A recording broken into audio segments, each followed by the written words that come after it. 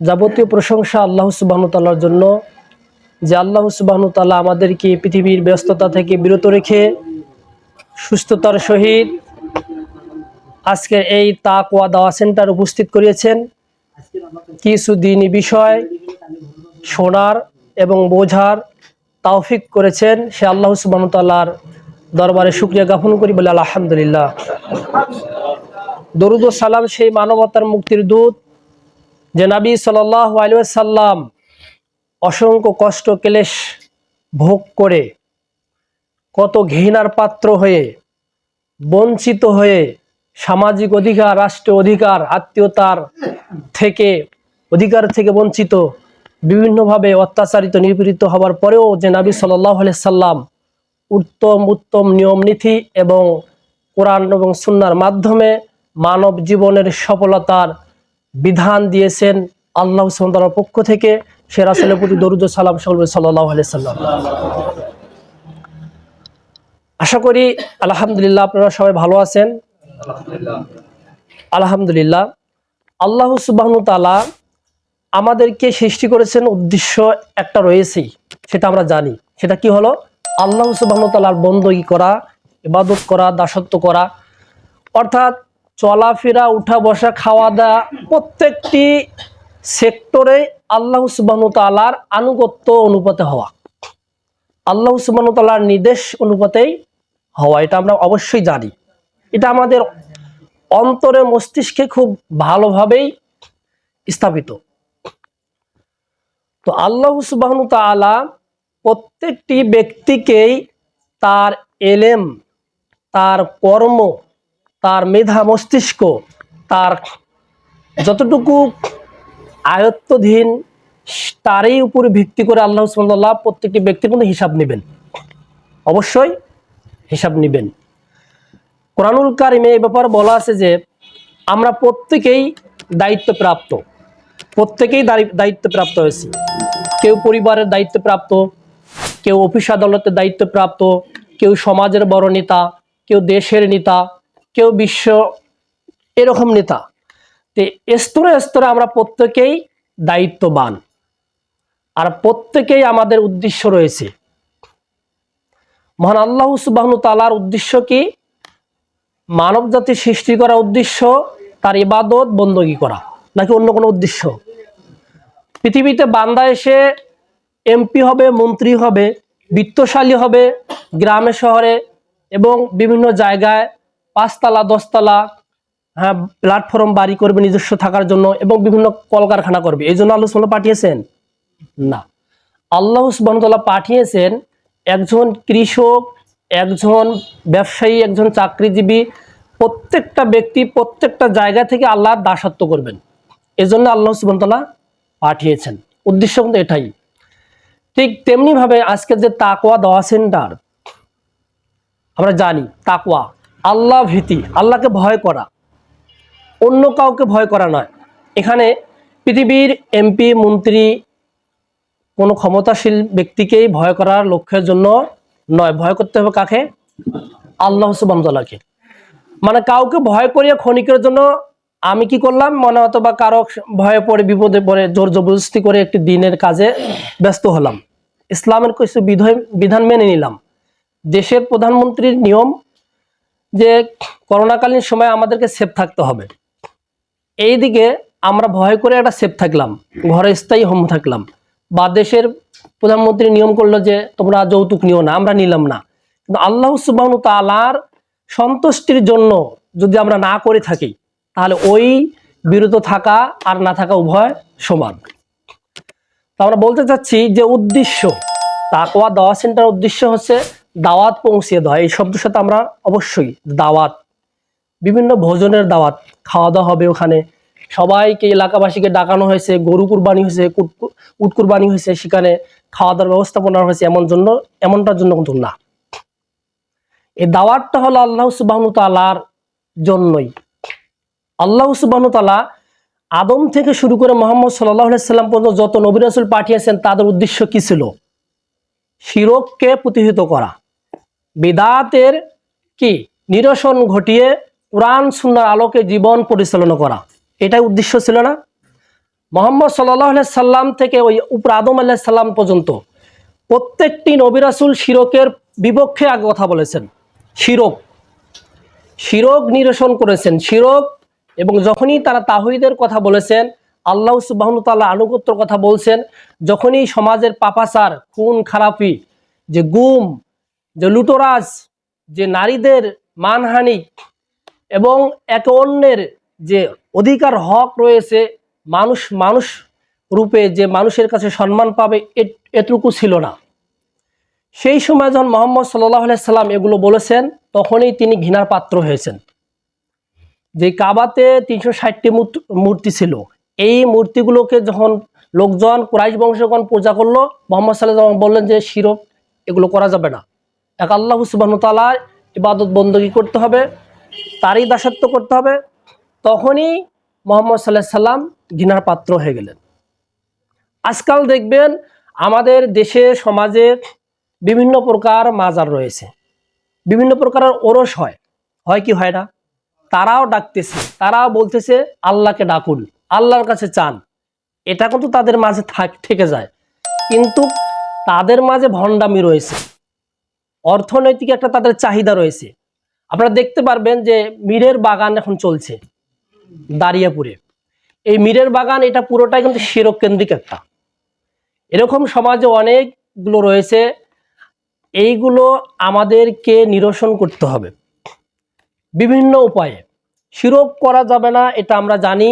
এজন্যই মীরের বাগান বা বিভিন্ন এরকমে এখানে যাওয়া যাবে না। আল্লাহ সুবহানাহু ওয়া তাআলা তুশরিক বিল্লাহ, যে তোমরা আল্লাহর সাথে শিরক করো না। শিরকের গুনাহ সম্পর্কে আমরা সকলেই অবগত রয়েছে। তবে আল্লাহ সুবহানাহু ওয়া তাআলার পথে দাওয়াত দিতে হবে আমাদের প্রত্যেকটা ব্যক্তিকেই। মুহাম্মদ সাল্লাল্লাহু আলাইহি ওয়াসাল্লাম, ইয়া আইয়ুহার রাসূল বাল্লিগ মা উনজিলা ইলাইকা মির রাব্বিকা। আল্লাহ সুবহানাহু ওয়া তাআলা মুহাম্মদ সাল্লাল্লাহু আলাইহি ওয়াসাল্লাম বলছেন, হে রাসূল, হে মুহাম্মদ, আল্লাহর পক্ষ থেকে আপনার কাছে যা অবতীর্ণ করা হয়েছে তা আপনি মানুষদের নিকট পৌঁছে দেন। আল্লাহ সুবহানাহু ওয়া তাআলার নিকট থেকে কিন্তু বিভিন্ন অর্থ সম্পদ পাঠানো হয়নি। কি পাঠানো হয়েছিল? ওহী করা হয়েছে। আল্লাহ সুবহানাহু ওয়া তাআলা যে জীবন বিধান দেন, মানব জাতির যে সমাধানের মাপকাঠি দেন, এটা মানুষের নিকট বুঝিয়ে দেওয়া দায়িত্ব ছিল কার? মুহাম্মদ সাল্লাল্লাহু আলাইহি সাল্লামের। এটা তার দায়িত্ব। যদি তিনি এটা না করেন, তাহলে আল্লাহর যে বিধান ছিল, যে রিসালাত ছিল, এটা আপনার দ্বারা প্রচার হলো না। তাহলে মুহাম্মদ সাল্লাল্লাহু আলাইহি সাল্লামের দায়িত্ব কি ছিল? আল্লাহর পক্ষ থেকে যা অবতীর্ণ করা হয়েছে তা কি করে দাও? পৌঁছে দাও, প্রচার করে দাও। মুহাম্মদ সাল্লাল্লাহু আলাইহি সাল্লামের কাছে বিভিন্ন বিধান এসেছিল, তার বিভিন্ন মাপকাঠি পারিবারিক থেকে সামাজিক, রাষ্ট্রীয় বিভিন্ন ক্ষেত্রে ছিল। কি আত্মীয়তার অধিকার, এখনো হত্যা করা যাবে না, সুদ ঘুষ এগুলোর এড়িয়ে চলতে হবে। এই বিভিন্নভাবে মুহাম্মদ সাল্লাল্লাহু আলাইহি সাল্লামের কাছে ওহী করা হয়েছিল।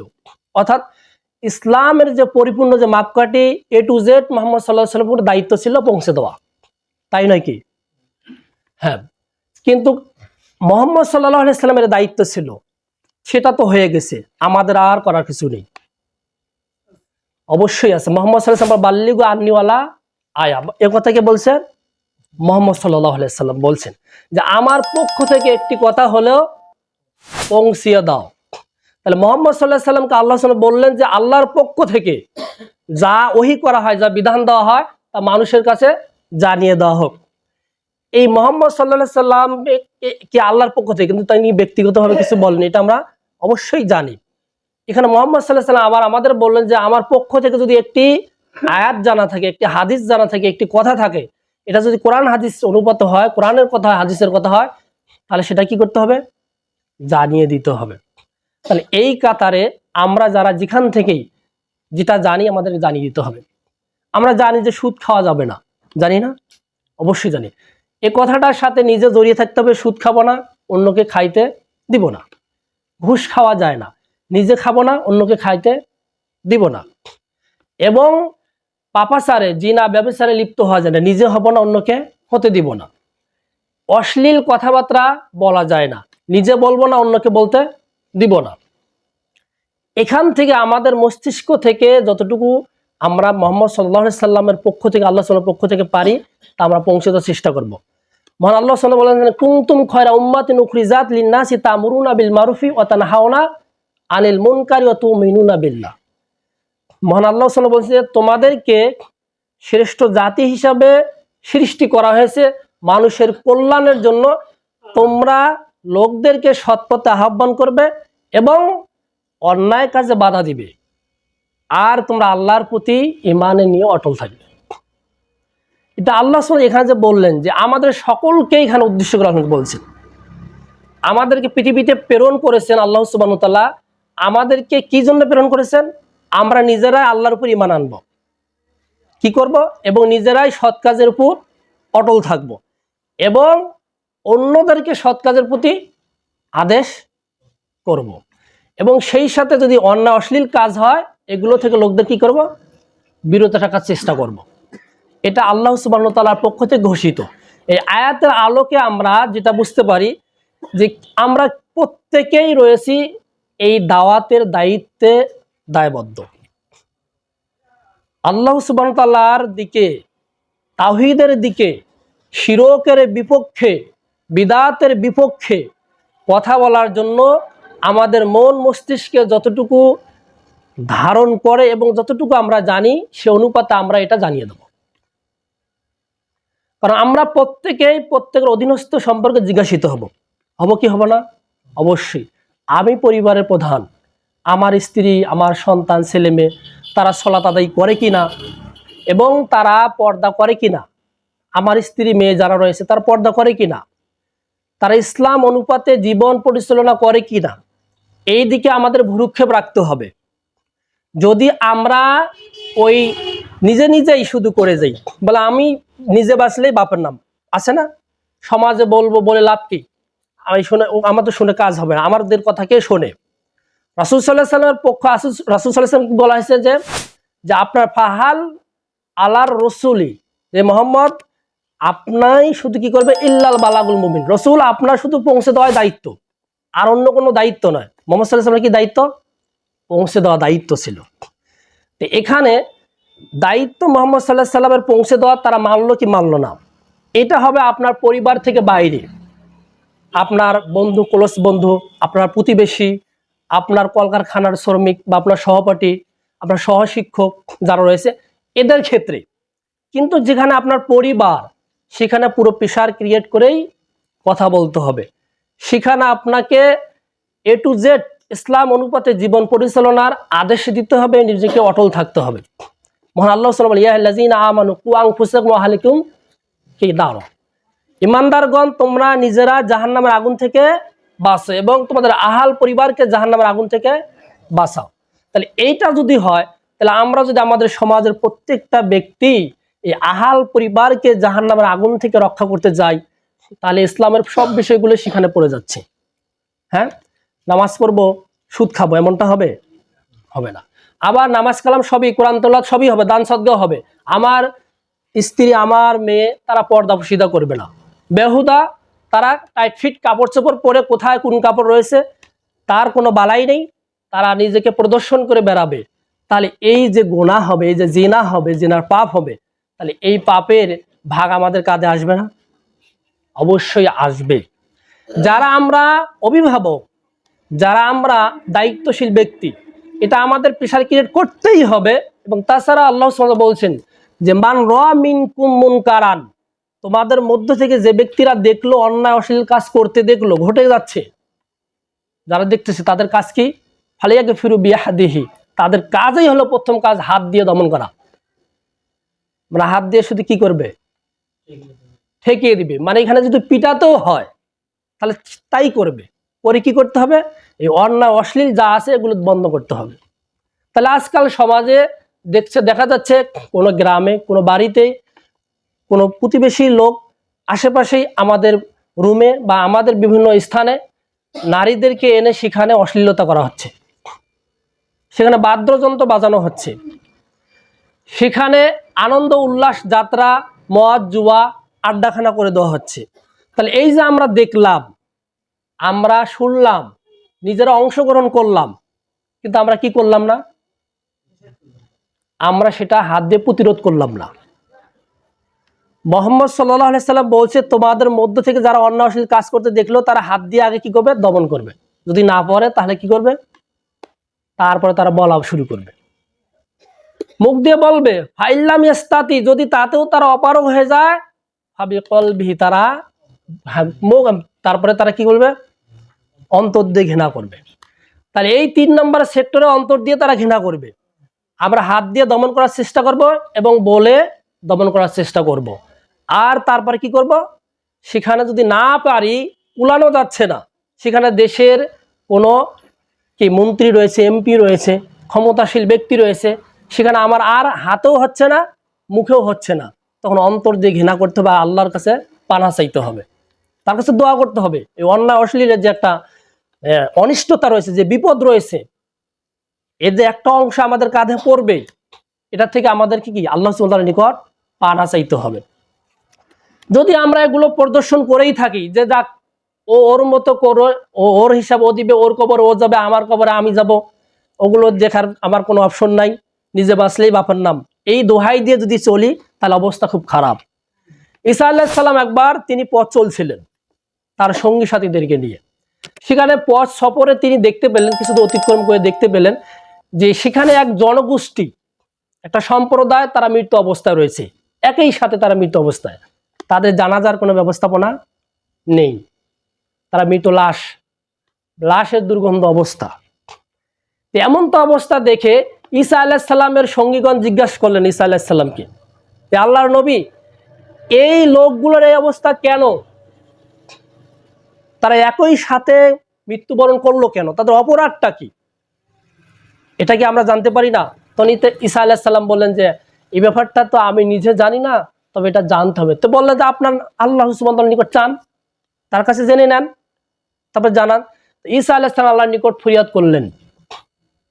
তখন আল্লাহর পক্ষ থেকে জানানো হলো যে ঈসা, আপনি রাতে সেই জনগোষ্ঠী মৃতদেহদের নিকটে চলে যাবেন এবং সেখানে তাদের সাথে কথা বলবেন।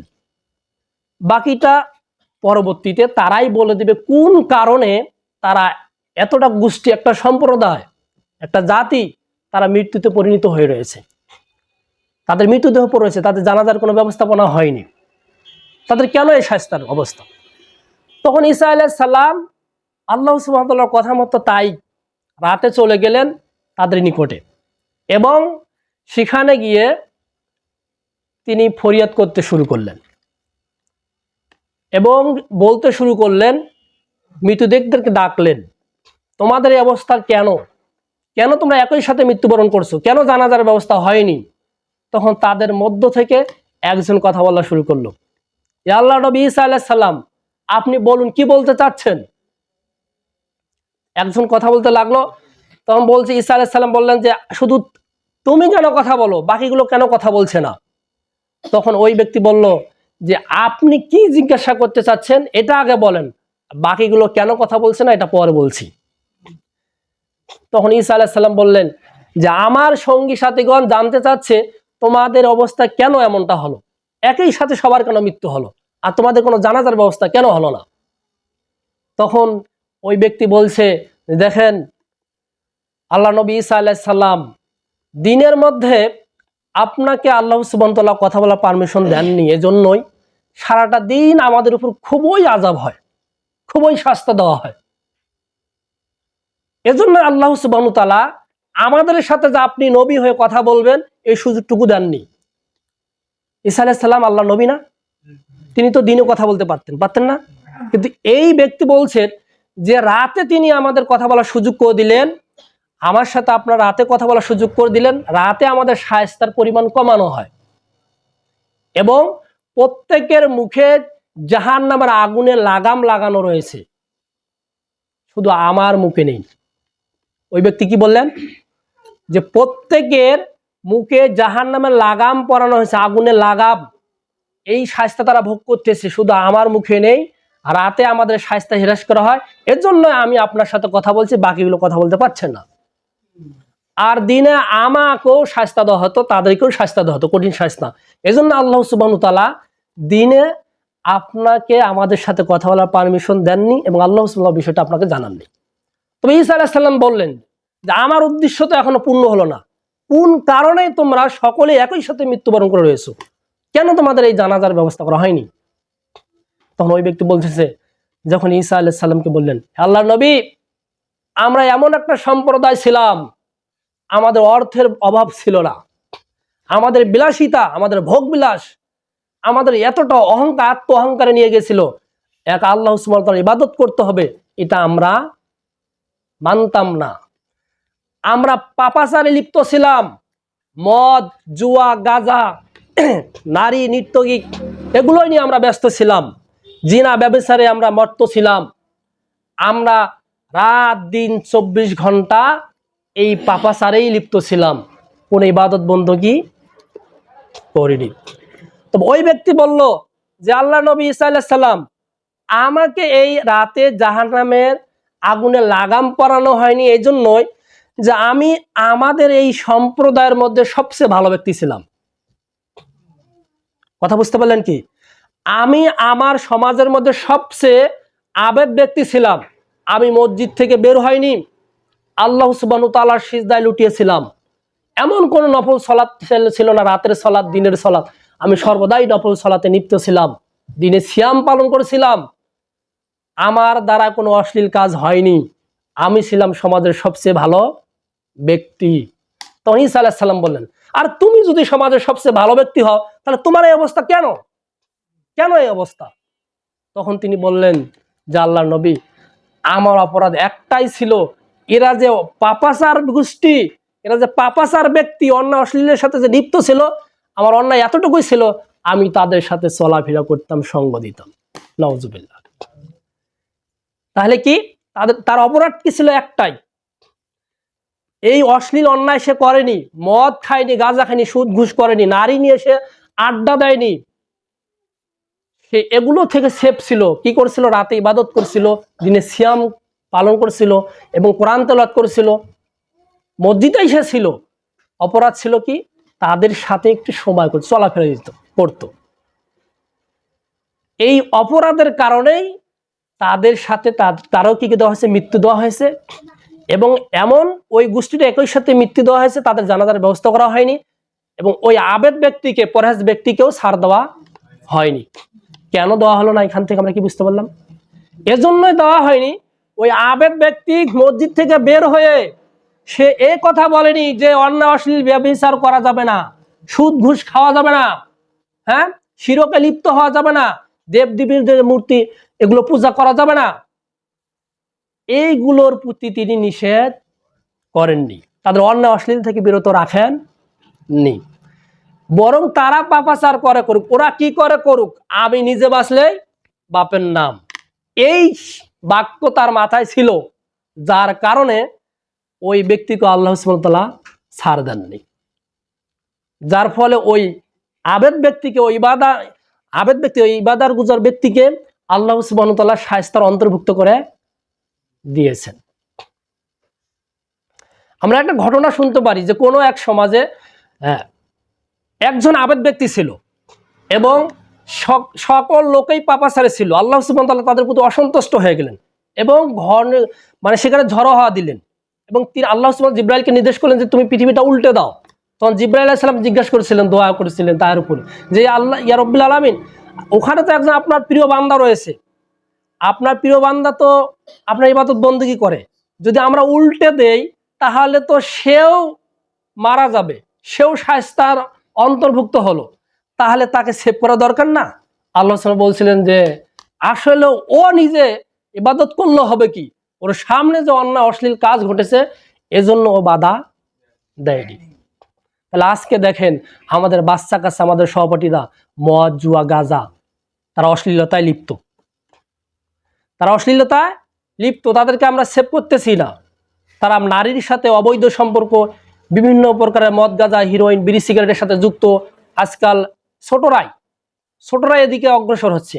তাহলে আমরা যদি বাধা না দেই তাহলে ওই ঈসা আলাইহিস সালামের যে ঘটনা, ওই ব্যক্তি আবেদ ব্যক্তিকেও শায়েস্তার অন্তর্ভুক্ত করা হয়েছিল, তিনি বাধা না দেওয়াতেই, তা আমাদেরকে কি বাধা দিতে হবে না?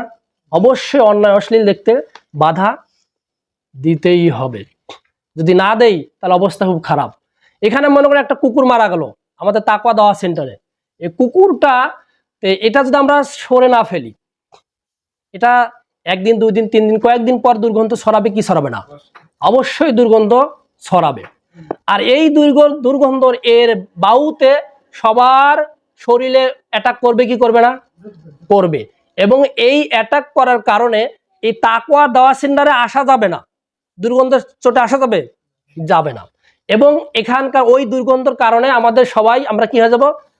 আক্রান্ত হয়ে যাব, অসুস্থ হয়ে পড়ব। আর যদি এটা আমরা কি করি, দুর্গন্ধ বের হওয়ার আগে যখন কুকুরটা মারা গেল তখন আমরা যদি সাইডে সরিয়ে একটা গর্তে পুঁতে দেই, তাহলে কি ওই দুর্গন্ধ আমাদের কি পেতে হবে?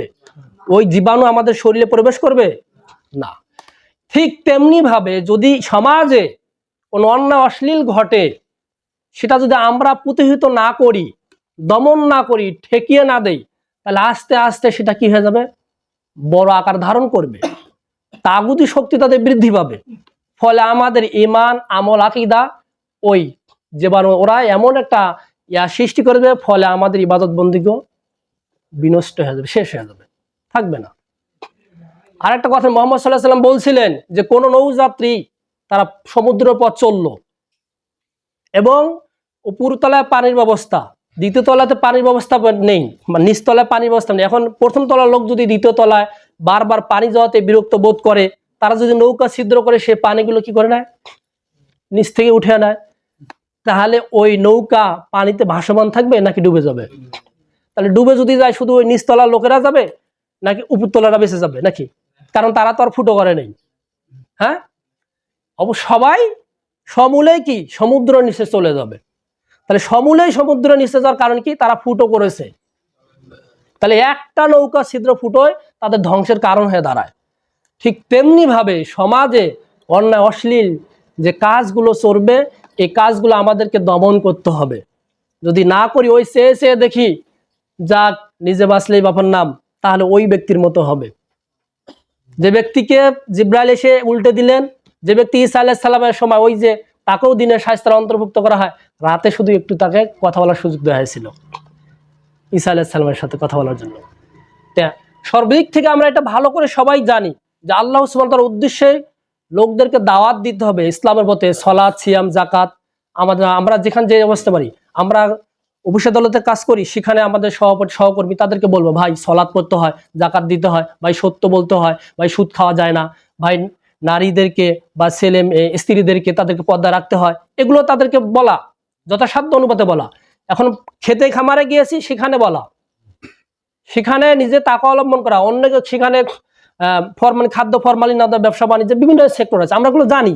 আমাদের মন মস্তিষ্ক আলহামদুলিল্লাহ ইসলাম সম্পর্কে অনেকটা প্রসার, কিন্তু এই প্রসার তখনই আমাদের সার্থক হবে যে আমাদের জানা, আমাদের মানা তখনই সার্থক হবে যখন আমরা নিজে আমলে থাকবো এবং অন্যকে আমলের জন্য প্রচেষ্টা করাবো এবং সে আমলের প্রতি আহ্বান করাবো।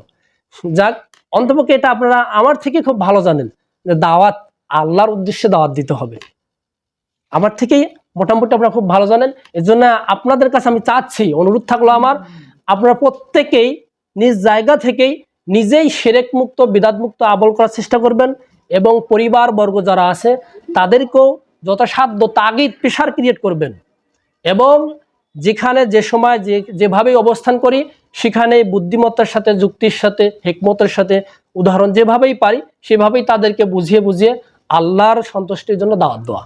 ইনশাআল্লাহ এটা আমরা করবো। আল্লাহ সুবহানাহু আমাদেরকে এটা পালন করার তৌফিক দেয়। আল্লাহ আমিন। আসসালামু আলাইকুম ওয়া রাহমাতুল্লাহ।